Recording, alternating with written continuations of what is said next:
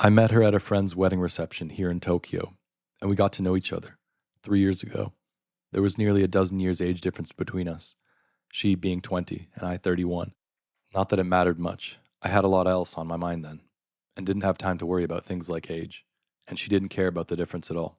I was married, too, but that didn't bother her either. For her, your age or marital status or income were like your shoe size, how high or low your voice is, the shape of your fingernails. In other words, not the kind of thing you can do anything about. Come to think of it, I guess she's right. She was studying with that guy, I can't remember his name, the famous mime, and working as an advertising model to make ends meet. But she usually found it too much trouble to go out on the assignments her agent got her, so her income didn't amount to much. What it didn't cover, her boyfriends made up. Of course, I don't know for sure, but things she said seemed to hint at that kind of arrangement. I'm not saying that she slept with men for money. Maybe there were times when something close to that took place, but that's not the point. Something else was at work in her relations with men. There was a simplicity about her that attracted a certain type of man. He would look at that unabashed simplicity and want to put it together with his own complicated, bottled up feelings. I can't explain it well, but I think that's what was going on. You could say that she lived on her simplicity. Naturally, you couldn't expect things to work that way all the time. That would turn the whole structure of the universe upside down. It could only happen under certain conditions, in a certain time and place. The way it did with the tangerine peeling. Let me tell you about this tangerine peeling. As I mentioned, when I first met her, she told me she was studying mime. Is that so? I said. It didn't surprise me too much. Young women these days are all studying something or other, but she didn't seem the type who'd be serious about perfecting a skill. Then she showed me the tangerine peeling. As the name says, it involves peeling a tangerine. On her left was a bowl piled high with tangerines. On her right, a bowl for the peels. At least that was the idea. Actually, there wasn't anything there at all. She'd take an imaginary tangerine in her hand, slowly peel it, put one section in her mouth, and spit out the seeds. When she'd finished one tangerine, she'd wrap up all the seeds in the peel and deposit it in the bowl to her right. She repeated these movements over and over again. When you try to put it in words, it doesn't sound like anything special. But if you see it with your own eyes for 10 or 20 minutes, we were just chatting at the bar, and, almost without thinking, she kept on performing it. Gradually, the sense of reality is sucked right out of everything around you. It's a very strange feeling. A long time ago, when Adolf Eichmann was on trial at an Israeli court, someone said that a fitting punishment for him would be locking him in an airtight room and slowly pumping all the air out. I don't know how he actually died. The story just sort of popped into my head. You're pretty talented, I told her. This? It's easy. Has nothing to do with talent. What you do isn't make yourself believe that there are tangerines there. You forget that the tangerines are not there. That's all. Sounds like Zen. I could see we were going to get along. We didn't go out all that often. About once a month, twice at most. I'd call her up and ask her where she'd like to go. We'd have something to eat, have a few drinks in a bar, and talk up a storm. I'd listen to her talk. She'd listen to me. We had hardly anything in common to talk about, but that didn't matter. I guess you'd say we were friends. Naturally, I paid for everything, all the food and drink. A few times she called me up, usually when she'd run out of money and was hungry. On those occasions, she ate like you wouldn't believe. I was completely relaxed when I was with her. I could erase everything from my mind, all the work I didn't want to do, the jumble of senseless ideas people carry around in their heads. She had that effect on me. She didn't talk about anything in particular. Often I would just keep nodding my head, not really picking up the gist of her words, but listening to her made me feel relaxed, as if I were gazing at drifting clouds far off in the distance. I talked about all sorts of things, too. I told her, as honestly as I could, my thoughts on everything, from personal dilemmas to the state of the world. You name it. Maybe she was doing the same thing I did, just nodding her head as she listened to me, without any of it sinking in. But I didn't care. What I was looking for was a certain feeling, a feeling that had nothing to do with sympathy or understanding. In the spring of the year after we met, her father had died of heart disease, and she inherited a little money from him. At least, that's what she told me. She said she wanted to use the money to go to North Africa. I don't know why she picked North Africa, but I went ahead and introduced her to a girl I knew who worked at the Algerian embassy in Tokyo. So off she went to Algeria. As things turned out, I went to see her off at the airport. She carried just one beat-up old bag with a few changes of clothes stuffed inside. Going through the luggage check, she looked more like she was going home to North Africa than taking a trip there. Are you going to come back to Japan? I asked her, jokingly. Of course I am, she replied. 3 months later she was back, 7 pounds lighter and tanned a deep brown, and with a new boyfriend. It seemed the two of them met at a restaurant in Algiers. Since there weren't many Japanese there, they grew close and soon became lovers, as far as I knew. He was the first steady boyfriend she'd ever had. He was in his late 20s, tall, impeccably dressed, and well-spoken. His face was somewhat expressionless, but he was handsome enough, and came across as a pleasant sort of guy. His hands were large, with long fingers. I knew that much about him because I went to pick her up at the airport. A telegram had come all of a sudden from Beirut with just the date and flight number. When the plane arrived, 4 hours late because of bad weather. I sat in the airport coffee shop and read through 3 magazines. The two of them appeared at the gate, arm in arm, for all the world like some nice young married couple. She introduced me to him, and we shook hands. He had the firm handshake of a person who had lived abroad a long time. She said she was dying for a bowl of tempura and rice, so we went to a restaurant, and she had some while he and I had a couple of draft beers. I'm in the import-export business, he told me, but he didn't say anything more about it. Maybe he didn't want to talk about his job, or maybe he thought I'd find it boring.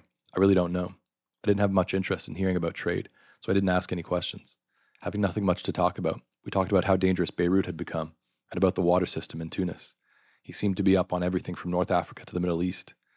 When she'd finished her tempura, she gave a deep yawn and said she was sleepy. She looked like she was going to conk out right on the spot. She had the habit of nodding off at the most unexpected times. He said he'd take her home by cab. I told him the train would be faster for me.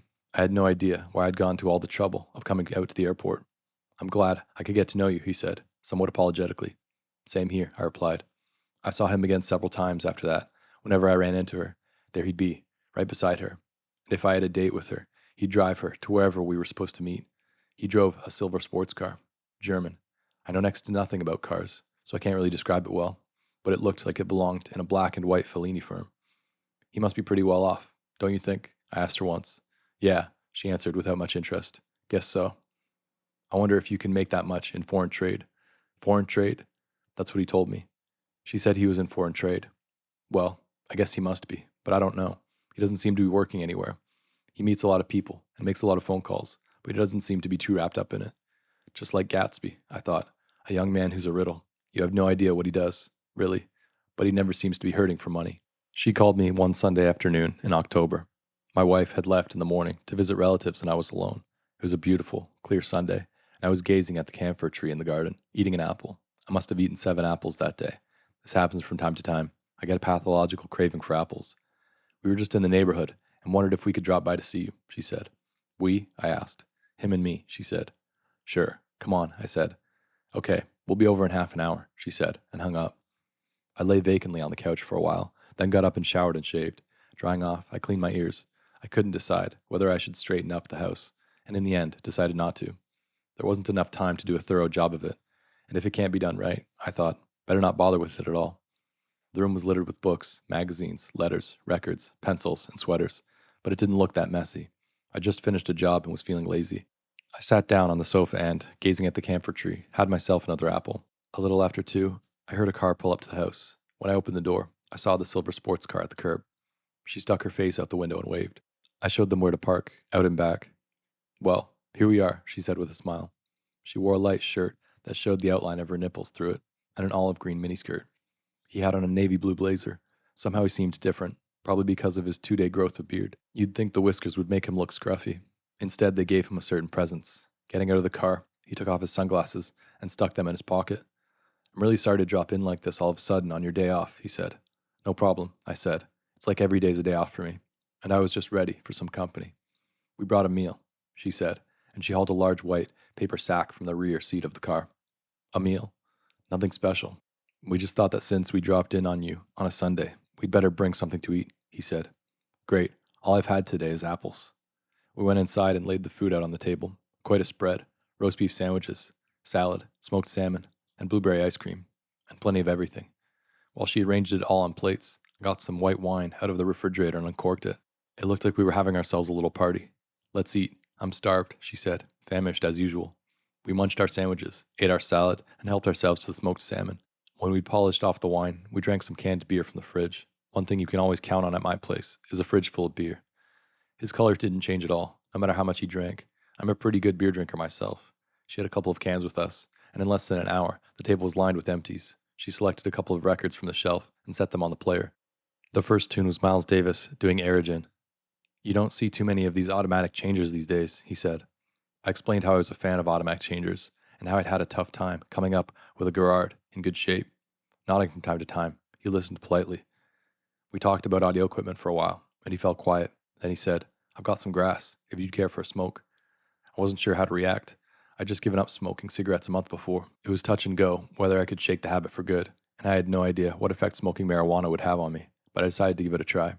He took out the dark-colored leaves in a foil wrapper from the bottom of the paper sack, rolled the grass into a sheet of cigarette paper, and licked the glued edge. He lit up with his lighter and took a few drags to make sure the joint was going before passing it over to me. The grass was terrific. We sat there silently for a while, each taking a toke and then handing it along. Miles Davis was over, and a collection of Strauss waltzes began to play. Not your usual programming, I thought, but not bad. After we finished the first joint, she said she was sleepy. She hadn't gotten enough rest the night before, apparently, and the 3 beers and the grass knocked her out. I showed her upstairs and put her to bed. She asked to borrow a t-shirt. I gave her one. She stripped down to her panties, pulled on the shirt, and laid down on the bed. "Are you cold?" I asked, but she was already snoring away. Shaking my head, I went back downstairs. In the living room, her boyfriend was rolling a second joint. He was something. Given a choice, I'd rather have snuggled up next to her in bed and taken a good nap, but that was out. I smoked the second joint with him. The Strauss waltzes still going. For some reason I remembered a play we'd done back in grade school. I was the owner of a glove shop. A baby fox comes in looking for gloves, but he doesn't have enough money to buy them. "You can't buy gloves with that," I say, the villain. "But Mama is so cold. Her paws are all chapped. Please," the baby fox begs. "Sorry, but it's not enough. Save up your money and come back later. If you do." "Sometimes I burn down barns," he said. "Excuse me?" I said. I was drifting off, and I must have heard him wrong. "Sometimes I burn down barns," he said again. I looked at him. He was tracing the design on his lighter with the tip of his fingernail. He sucked the marijuana smoke deep into his lungs, held it there for 10 seconds, then slowly let it out. The smoke swirled up like ectoplasm from his mouth. He passed me the joint. "Pretty good stuff," I said. He nodded. "I brought it back from India. The best they had. You smoke this and all kinds of memories rush out at you. Light, smells, things like that. The quality of your memory." He paused in a leisurely way and, as if searching for the right words, lightly snapped his fingers a couple of times. "Is like something you've never experienced before. Don't you think so?" "I do," I told him. I was lost in memories of the commotion on the grade school stage, of the smell of paint on the cardboard scenery. "I'd like to hear about the barns," I said. He gazed at me. His face, as usual, was expressionless. "You don't mind me telling you about it?" he asked. "Go right ahead," I replied. "It's very simple, really. You pour gasoline around, throw on a lighted match, and whoosh, it's all over. It takes less than 15 minutes to burn to the ground. Of course, I'm not talking about large barns, more like sheds, really." "So," I said, and stopped. I couldn't figure out how to go on. "So why do you burn down barns?" "Is it strange?" "I'm not sure. You burn barns. I don't. Obviously there's a difference between the two. Rather than say which is strange and which isn't, what I'd like to pin down is how they're different. But you're the one who brought up this barn burning in the first place, right?" "Yes," he said. "Right you are. Oh, by the way, do you have any Ravi Shankar records?" "I don't," I told him. He sat there blankly for a time. His mind seemed all twisted around, like putty. Or maybe it was my mind that was all twisted around. "I burn roughly 1 barn every 2 months," he said, and snapped his fingers again. "That seems about the right pace. For me, that is." I nodded vaguely. "The right pace?" "So, are these your own barns you burn?" I asked. He looked at me, as if he had no idea what I was talking about. "Why would I burn down my own barns? What makes you think I own so many barns?" "So, what you're telling me," I said, "is you burn other people's barns, correct?" "That's right," he said. "Of course that's right. Other people's barns. So it's illegal. Just like you and me sitting here smoking grass. Definitely against the law."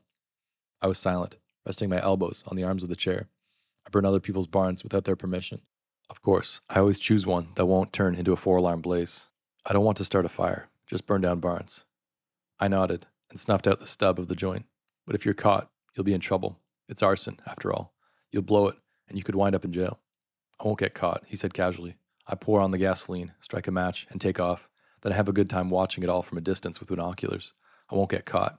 The police aren't going to comb the streets over a lousy little barn burning down."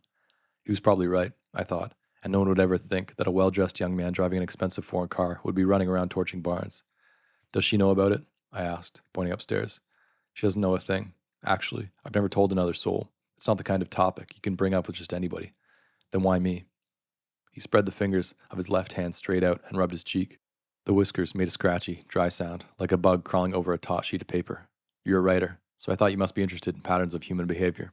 Writers are supposed to appreciate something for what it is, before they hand down a judgment or whatever. If appreciate isn't the right word, maybe you can say they can accept things for what they are. That's why I told you. Besides, I wanted to talk about it with someone." I nodded. But in what way was I supposed to accept this as it was? Frankly, I had no idea. He laughed. The way I'm explaining it might be a little weird, I guess. He spread both hands in front of him and clapped them together. The world's full of barns that are, like, waiting for me to burn them down. A barn all by itself, beside the ocean. A barn in the middle of a rice paddy. Anyhow, all kinds of barns. Give me 15 minutes, and I'll burn them clear to the ground, so it looks like there was never any barn there to begin with. No one gets choked up over it. It just disappears. Whoosh. But you're the one who judges that they're expendable, right? I don't judge anything. The barns are waiting to be burned. I just accept that. I merely accept what's there. It's like the rain. The rain falls. The river swells up. Something gets carried away in the flow. Is the rain making a judgment? It's not like I'm out to commit an immoral act. I have my own code of morality. A sense of morality is important. People can't live without it. I think of it like this. Morality is the delicate balance that's involved in parallel existence. Parallel existence? What do you mean?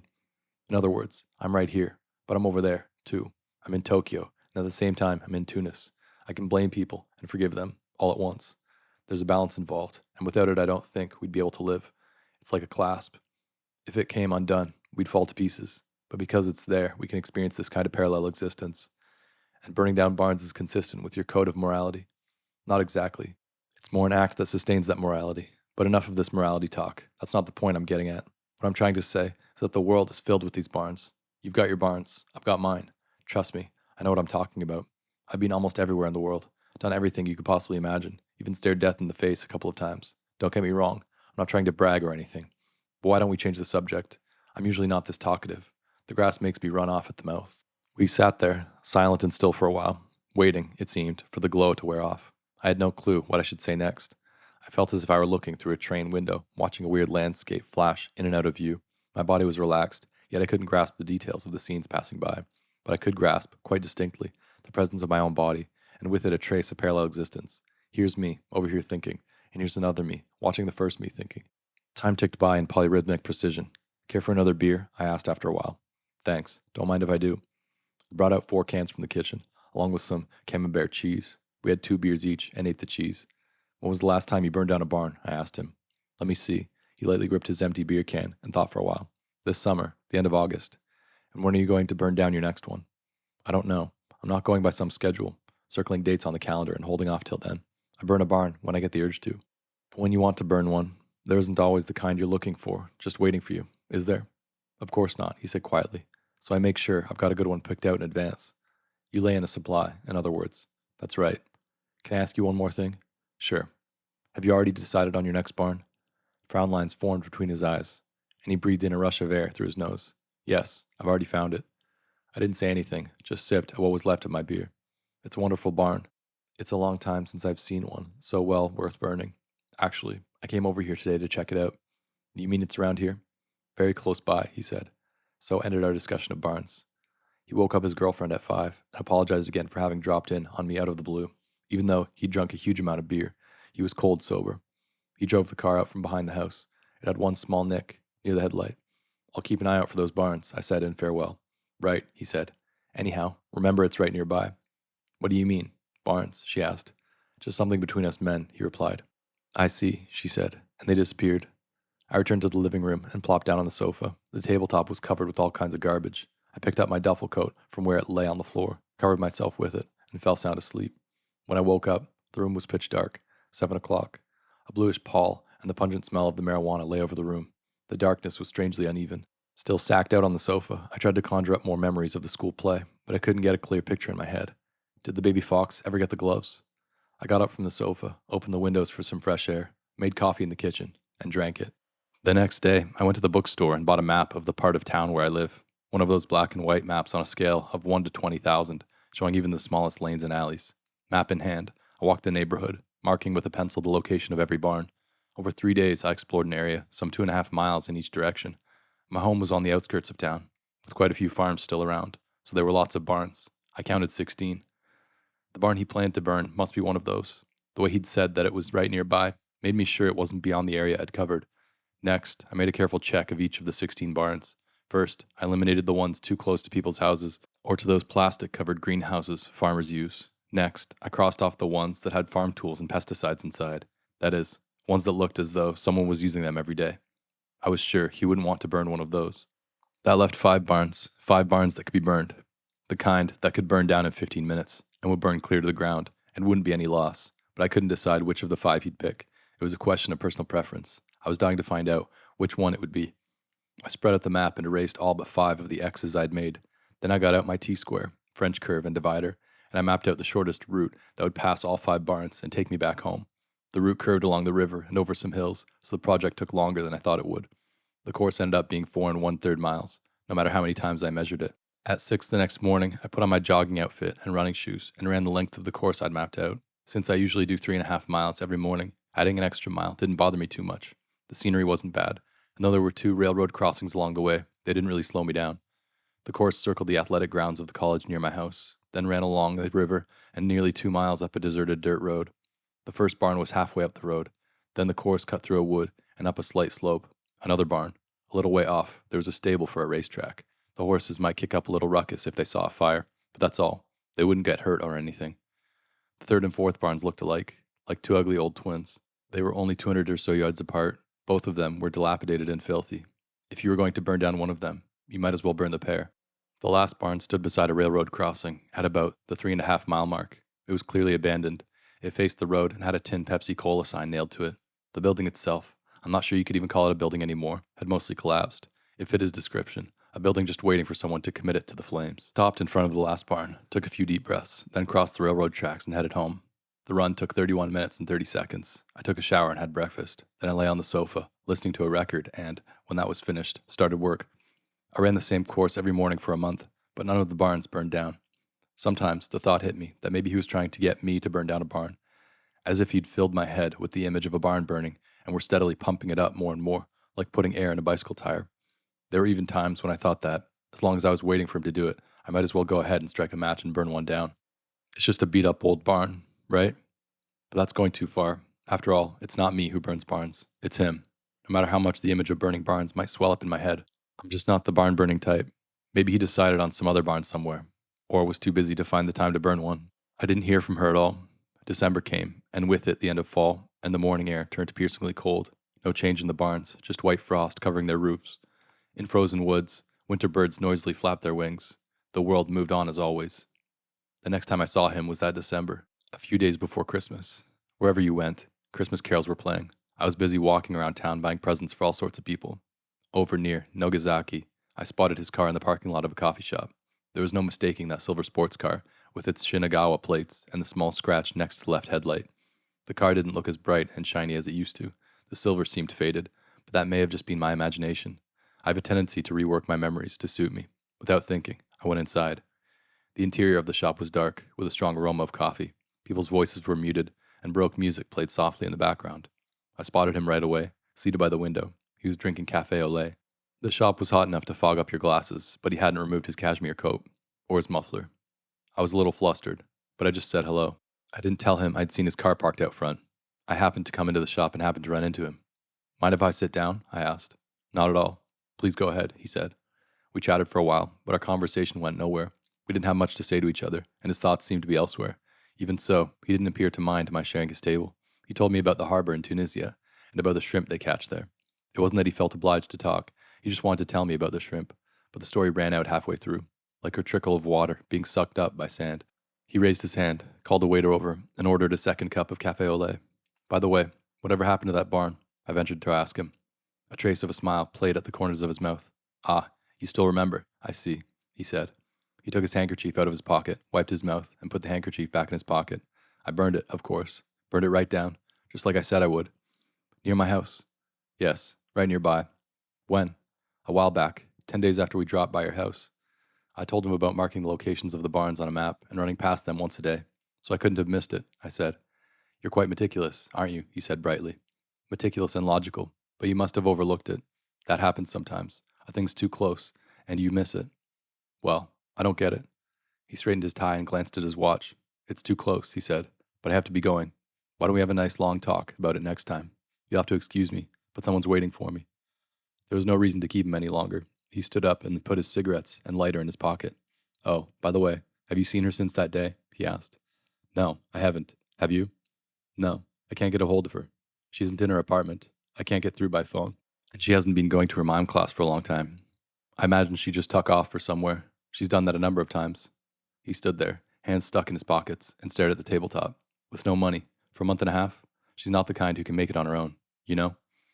He snapped his fingers inside his pocket a couple of times. She doesn't have a cent, he continued, or any real friends, either. Her address book is crammed, but those are just names. There's not a single person she can depend on. You're the only one she trusted. I'm not saying that to be polite. You were someone special to her. Even made me a bit jealous, and I'm not the kind of person who's ever jealous. He gave a slight sigh and looked at his watch again. I've really got to be going. Let's get together again sometime. I nodded, but the right words wouldn't come out. It was always that way. Whenever I was with him, the words just wouldn't flow. I tried calling her a couple of times after that, until the phone company shut off her phone. I was a little worried, so I went to her apartment. Her door was locked. A sheaf of junk mail was stuffed in her mailbox. I couldn't locate the building supervisor, so I couldn't even find out if she still lived there. I tore a page from my appointment book, wrote a note saying, "Get in touch with me," signed my name, and dropped it in her mailbox. Not a word. The next time I visited her apartment, there was someone else's nameplate on the door. I knocked, but no one answered. Just like the last time, the super was nowhere to be found, so I gave up. That was almost a year ago. She just disappeared. I still run past the 5 barns every morning. No barn in my neighborhood has burned down, and I haven't heard about any barn burning. December's come again, and the winter birds fly overhead, and I keep on getting older.